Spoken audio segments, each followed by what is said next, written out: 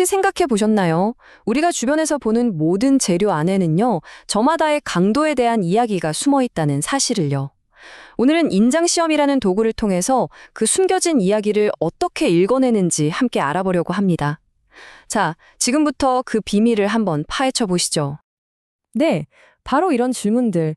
이게 바로 우리가 매일같이 믿고 사용하는 것들의 안전과 직결되는 문제죠.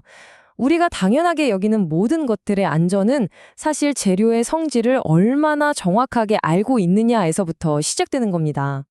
자, 그래서 오늘 우리가 함께 떠나볼 여정은 이렇습니다. 왜 이런 시험이 꼭 필요한지부터 시작해서요. 인장시험의 주인공인 응력과 변형률에 대해 알아보고 재료가 버티는 힘의 절정, 바로 극한 인장 강도를 살펴본 뒤에 그 이후엔 어떤 일이 벌어지는지, 그래서 결국 재료에 대해 어떤 정보를 얻게 되는지 차근차근 따라가 보겠습니다. 좋습니다. 첫 번째 이야기. 왜 시험이 필요한가? 옛날에는 그저 이만하면 튼튼하겠지 하고 짐작에 의존했다면 지금은 어떻게 재료의 한계를 정확히 보증하게 되었는지 한번 살펴보죠. 그러니까 엔지니어링 설계라는 게요, 이 정도면 괜찮겠지 하는 식의 감으로 하는 게 절대 아니라는 거죠. 모든 건 정확한 데이터에 기반해야만 해요. 그리고 인장시험이 바로 그 핵심 데이터를 얻는 가장 기본적이면서도 확실한 방법 중 하나인 겁니다. 자, 그럼 이제 오늘의 주인공이죠. 인장시험. 그 궁극의 테스트에 대해 본격적으로 알아보겠습니다. 이 간단해 보이는 시험을 통해 재료의 모든 특성이 드러나게 되거든요. 이 과정 생각보다 되게 간단하고 체계적이에요. 먼저 딱 정해진 규격대로 재료 샘플, 이걸 우리가 시편이라고 부르는데요. 이걸 준비해요. 그리고 시험기에 아주 단단하게 물리는 거죠. 그 다음부터는 기계가 아주 천천히 그리고 꾸준하게 이 시편을 양쪽으로 쭉 잡아당깁니다. 시편이 뚝 하고 부러지는 그 순간까지요. 이 모든 과정에서 가해지는 힘이 얼만지 또 얼마나 늘어나는지를 정말 정밀하게 계속 기록하는 거예요. 네, 바로 이 단순한 과정에서 재료의 모든 비밀이 드러나기 시작하는 겁니다. 자, 이제 이 이야기의 두 주인공을 무대 위로 모셔보겠습니다. 바로 응력과 변형률이라는 개념인데요. 이 둘 사이의 관계를 그래프로 딱 그려보면 재료의 성격이 한눈에 쫙 드러나게 됩니다. 먼저 응력. 이건 좀 쉽게 말해서 재료가 속으로 버티는 힘, 그러니까 내부적인 압력이라고 생각하시면 돼요. 외부에서 힘을 가하면 재료 안에서도 무너지지 않으려고 서로를 꽉 붙잡고 저항할 거 아니에요. 바로 그 저항하는 힘을 단위 면적당 값으로 나타낸 게 응력입니다. 그럼 변형률은 뭘까요? 이건 그 응력에 대해서 재료가 실제로 얼마나 반응하는지를 보여주는 값이에요. 다시 말해, 원래 길이에 비해서 얼마나 늘어났는지를 나타내는 거죠. 힘을 받아서 모양이 변하는 정도, 바로 그겁니다. 그래서 이 응력과 변형률, 이 둘의 관계를 나타낸 그래프가 왜 중요하냐면요. 이게 바로 재료의 주민등록증이나 지문 같은 거거든요. 이 곡선 하나만 딱 보면 이 재료가 얼마나 튼튼한지, 얼마나 잘 늘어나는지, 또 어떻게 부서지는지 그 모든 기계적인 특성을 다 알 수 있는 거죠. 자, 그럼 이제 이 이야기의 클라이맥스로 가보겠습니다. 재료가 자신의 모든 힘을 짜내는 바로 그 순간, 극한 인장 강도입니다. 극한 인장 강도, 영어로는 UTS라고 하는데요. 이름 그대로 재료가 끊어지기 직전까지 버틸 수 있는 최대치의 응력을 말합니다. 아까 봤던 응력 변형률 곡선에서 가장 높은 지점, 바로 그 정점이 이 재료가 낼 수 있는 최고의 힘을 보여주는 거죠. 이게 숫자로 보면 더 와닿으실 거예요. 예를 들어서 어떤 강철 시편의 UTS가 75,000 PSI라고 해볼게요.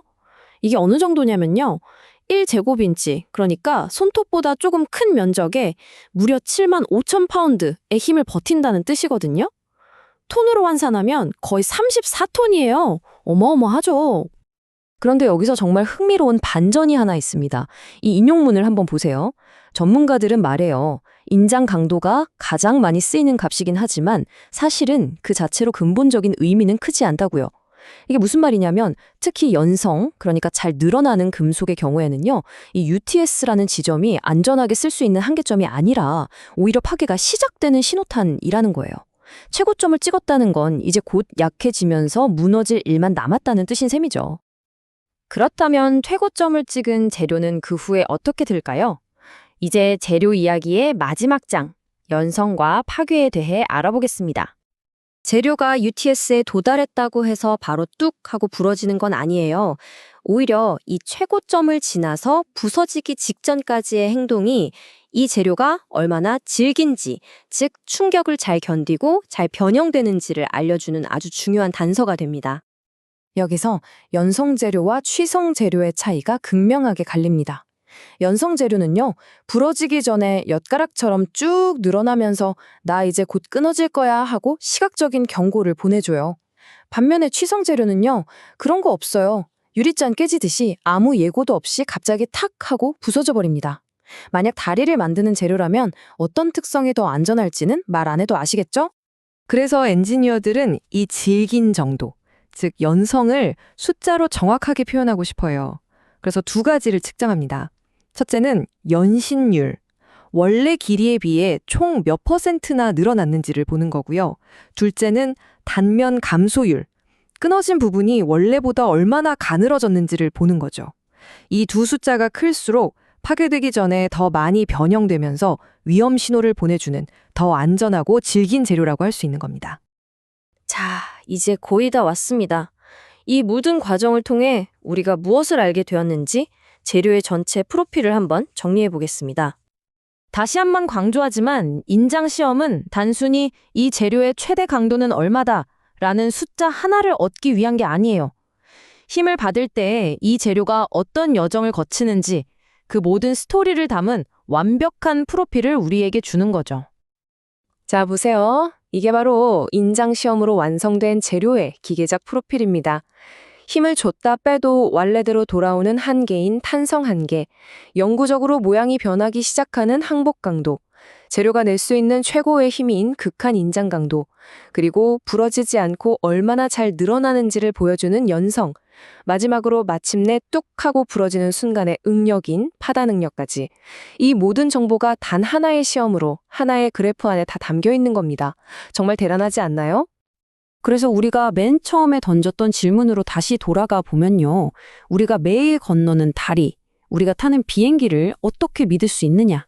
그건 바로 그 구조물의 안전이 누군가의 감이나 추측이 아니라 이렇게 과학적으로 하나하나 측정된 수많은 재료들의 이야기에 단단히 기반하고 있기 때문입니다.